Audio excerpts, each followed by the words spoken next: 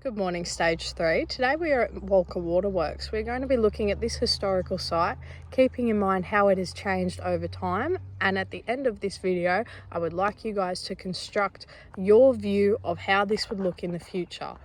We're going to talk about the history of it, where it lays now, and the plans that the government have to keep this relevant to the Australian and Maitland society. Aboriginal heritage. The reserve was constructed on a lagoon that was used by Aboriginal people for fishing and planting and harvesting crops for many years. This historical site was originally built in 1887 to supply water to Newcastle and the Lower Hunter region. It was the first Australian water treatment system and used water from the Walker Lake Reserve. Used a combination of the pump house, polychrome brick buildings, filter beds, tanks, pipework and the reservoir to create safe drinking water delivered straight to people's taps via these copper pipes. It was added to the New South Wales State Heritage Register in 1999.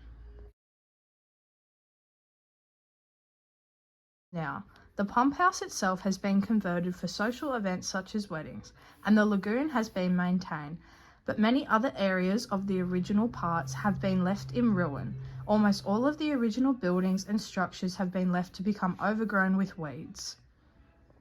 This is mainly due to the park's high level of asbestos that has been found through council investigation. Many of the buildings and original structures have now been closed off due to the danger that they pose to the public. The Maitland City Council has created a series of walking tracks around the lagoon. These trails are open to walkers and bike riders and offer many opportunities to learn about the wildlife and view the lagoon itself. The walking track itself is 4.8 kilometres long around the entirety of the lagoon. It offers many opportunities for seating and for picnics and is highly accessible due to the gravel road that the council has put in.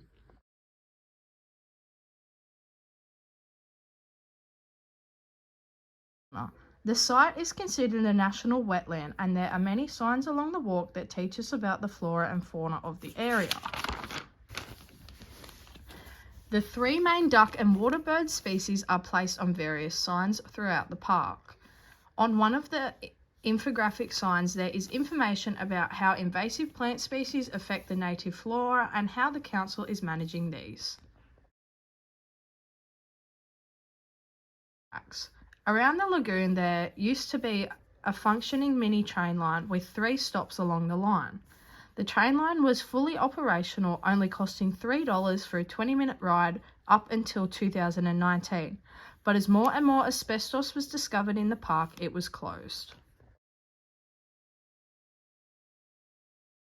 Around the park there is barcodes you can scan to find out the future of the park. This is a great experience for our students to use iPads and ICT resources to scan these and discover the future of this national landmark.